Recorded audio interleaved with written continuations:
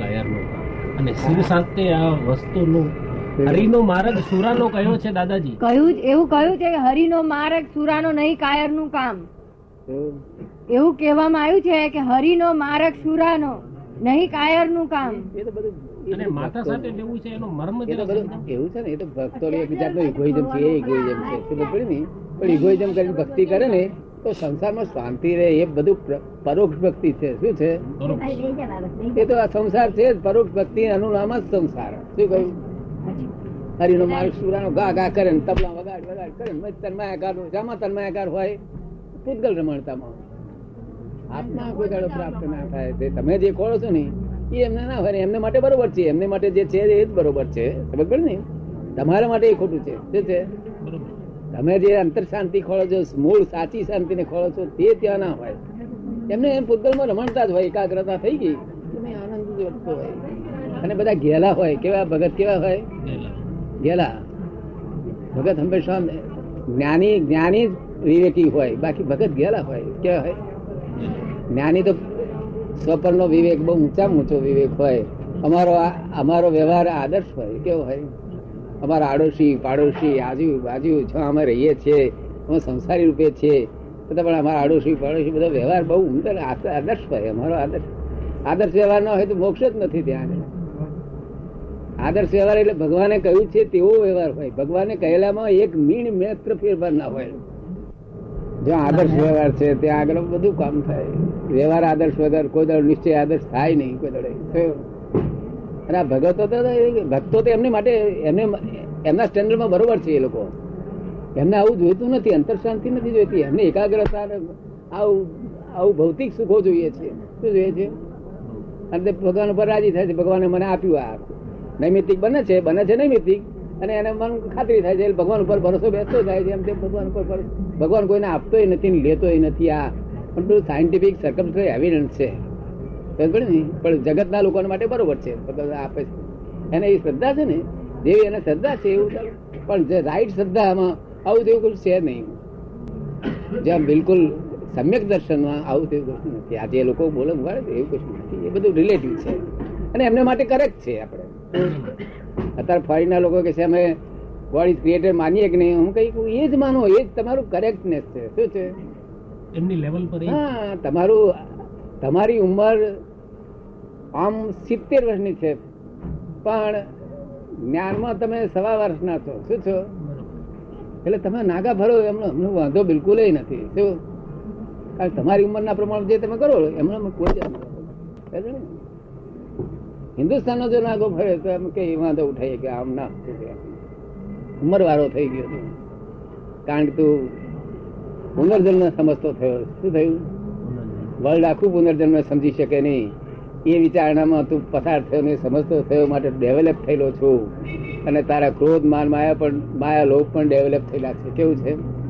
ફોરેનના તો ક્રોધ માન માયા લોભ હજુ 1.5 વર્ષની સ્થિતિમાં બાળક ના હોય ને એવા તેને કારણે આવું થાય છે. મારું શું થશે વિચાર આવે છે. અજ્ઞાન ઊંધે રસ્તે ચાલ્યા છે. ભગવાનના રસ્તા પર રહ્યા નહીં. અને કાળ વધારે કામ કરી રહ્યો છે. અત્યારે તમારી ઈચ્છા ના હોવા છતાં બફાવવું પડે છે. શું થાય છે? આ દુષ્મ કાળ છે ને ત્યાં 2500 વર્ષના પેલા ભસ્મગ્રહ એને શેકી નાખ્યું છે બધો કાળ ને. માણસોનો મન ખલાસ થઈ ગયો છે. સાધુ આચાર્યનો મન ખલાસ થઈ ગયો છે. જેને ભગવાનની આજ્ઞા પાડવાની ઈચ્છા છે છતાં પાડી શકાતી નથી. અજાયબી જ છે ને. એકુય પાડાતી નથી. એકુય આજ્ઞા નહીં પડાતી. છતાં ભાવના છે એ વાત સાચી છે. એ લોકોની ચોક્કસ નીતિ છે કે અમારે ભગવાનની આજ્ઞા પાડવી છે. એમાં તો બે મત નથી કે જુઠ્ઠા નથી. એ સિન્સિયર છે. પણ શું થાય? એમ સંજોગો વેરી વર્યા છે.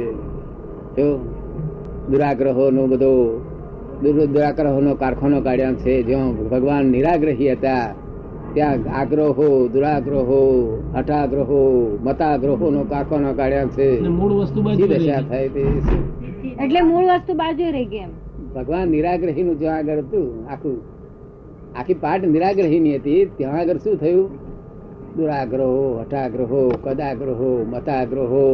ત્યારે વડે મુસ્લિમ ના લડે, મુસલમાને ના લડે. આવું તો એક મુસલમાન પક્ષ છોડી દે ભાઈ આવું આ શીખ જ કરતે રવા દે ને એ આચો ચાલો ને તો પણ પાર જ ના આવે. તો ભગવાન પણ ભગવાનનો માર્ગ જ ક્યાં રહ્યો? ભગવાનની આજ્ઞા પાળવાની ઈચ્છા છે, અંદર ખાના ઈચ્છા છે, પણ ઊંધે રસ્તે એટલું બધું ઊંધે રસ્તે ચાલી રહ્યું છે. માટે જો ચેતીને ધર્મને વળગી રહ્યો તો ધર્મ એને હેલ્પ કરશે. ભાઈ કોઈ હેલ્પ કરનારો અત્યારે નથી. અત્યારે કોઈ હેલ્પ કરી શકે એવી સ્થિતિમાં એને સત્ય ધર્મ બફારાનો સમય ફેઝ ક્યાં સુધી ચાલશે? પછી બધું ચોખ્ખું કરી આવશે બધું આમાં ભૂમિકા. નહીં તો જો ને મિક્સર કેવું થઈ ગયું છે અત્યારે તો આ મિક્સર જ કઈ જાતનું છે. સારા માણસ નહીં જાય તો નઠાળ થાય છૂટતો ને એવું મિક્સર થઈ ગયું છે ને. આ બહારનું મિક્સર કેવું છે? અત્યારે હું 1946 પહેલી ટાઈમ હું બોલ્યો 46 બધા માણસો બેઠા હતા કે વર્લ્ડનું કન્વર્ઝન થઈ રહ્યું છે. એ બધા કે છે શામાં કન્વર્ઝન થઈ રહ્યું છે? આ જે માણસો, જે મનુષ્યો છે, જે વાઇઝ માણસો છે, એ મેન્ટલ હોસ્પિટલમાં પરિવર્તન થઈ રહ્યું છે. શું કહ્યું? 46 પહેલી વખત બોલ્યો કે મેન્ટલ હોસ્પિટલમાં પરિવર્તનની શરૂઆત થઈ ગઈ છે. બધી મેન્ટલ હોસ્પિટલ તે 1978 પરિવર્તન થઈ ગયેલું મેં જોયું. કમ્પ્લીટ થઈ ગયેલું. મેન્ટલ હોસ્પિટલ આવી સ્થિતિમાં હતું. મેન્ટલ હોસ્પિટલ પેલા જયારે ડાયા હતા અને તેની હાજરીમાં આવા સ્થિતિમાં હતા. અત્યારે તમે બોલો કઈ, તમે અમને પૂછો કઈ નવી જ જાતનો જવાબ આપશે. શું કહ્યું? કોઈને જવાબ પકડી શકતા નથી, કોઈને જવાબ સારી રીતે આપી શકતા નથી. મેન્ટલ હોસ્પિટલ સ્થિતિમાં છે. ભયંકર સ્થિતિ છે આ. અને આટલું ભોગ ભોગવવા જ છૂટકો છે મનુષ્યને. આટલું ભોગ બાકી પૂતગલનો તો સુખનો પાર નથી. લોકોની ભૌગોલિક સુખો પાર વગરના પણ સુખ ભોગવતા જ નથી આવડતા. તેના શું થાય છે? સુખ ભોગવતા જ નથી આવડતા. હીરો આપી અને અરે રમકડો લે એ સુખી થાય ખરા? હીરો આપી દઈને રમકડો લે તો સુખી થાય ખરા? ને ખબર જ નથી કે હું હીરો વેચી દઉં છું. બહુ પુણ્યશાળી લોકો છે પણ મેન્ટલ હોસ્પિટલ કેટલી બધી ખાવાની પીવાની ચીજો બધી કઈ પાર વગરનું. આ 200 ની સગવડો, કેવી સગવડો, કેવી સુંદર. રસ્તા પર ધૂળ ના ઉડે, તમારા મોઢામાં નાકમાં ધૂળ ના જાય એવું સુંદર આવા કેવી સુંદર. તે પણ ભોગવતો નથી આવડતું અને 222 મેલે છે ને નગરગમની 222 મેલે છે. સગવડતા નહોતી ત્યારે શાંતિ હતી જીવનમાં, હવે શાંતિ નથી. એ કે જયારે સગવડતા નહોતી ત્યારે જીવનમાં શાંતિ હતી, હવે નથી. આ સગવડતાનો દુરુપયોગ કર્યો. હંમેશા ખોરાક ની કિંમત ક્યાં સુધી? ભૂખ હોય ત્યાંથી જ ખોરાક ની કિંમત. ખોરાક માં જ ખા કરવા મળે પછી ભૂખ ની નહીં કિંમત. ખોરાક ને ના રહે ને ભૂખ લાગે તો જ ખોરાક ની કિંમત. એટલે સગવડ આ બધું ધરાવો થઈ ગયો છે. શું થઈ છે? અને લોકો એ જ ભૌતિક સુખ જ ખોળે છે. આ દુનિયાના એ ફોરેન વાળા બધા પસ્તાવાના છે. ભૌતિક સુખો બાજુ એ મૂકવા માટે બળવા થશે ત્યાં આગળ. શું કહ્યું? દરેક ફોરેન દેશોમાં બળવા ઉભા થશે. કારણ કે ભૌતિક સુખો હંમેશા અંદર એક કોટો હોય છે. અંદર એક કોટો હોય છે. આંતરિક સુખ અને બાહ્ય સુખ. એનો જે કોટો હોય છે, બાહ્ય સુખ જો વધી જાય અને આંતરિક ઘટી ગયું તો માણસ ને અહીંયા આગળ ખાવાનું ના ગમે, કશું ના ગમે, પણ જિંદગી જ કેન્સલ થઈ જાય. શું થયું? ત્યાં લોકોએ ભૌતિક સુખો વધારી આ પલ્લું વધારી દીધું છે. આંતરિક સુખ બંધ પૂરું ખલાસ કરી નાખ્યું છે. આંતરિક સુખ ને નજીકના લેવલમાં રાખવું જોઈએ. આમ વધતું ઓછું ત્યાં સુધી જીવનમાં જીવી શકાય નહીં. જીવી કેમ શકાય? આંતરિક સુખ ને સાથે જોઈએ જ. ભૌતિક સુખ ને તો અમુક જ હદ હોય. લિમિટ ઓળંગી ગઈ છે. ભૌતિક ની પાછળ પડ્યા, પોતે દુઃખી થયા, પબ્લિક ને દુઃખી. એમાં કોઈનો દોષ નથી, નૈમિત્તિક છે. આ બધું કુદરત ની જ ઈચ્છા હતી. આમાં બીજા કોઈ ભાઈ નો પ્રશ્ન એવો છે કે એનો અર્થ એવો થયો કે આ બધું પ્લાનિંગ છે.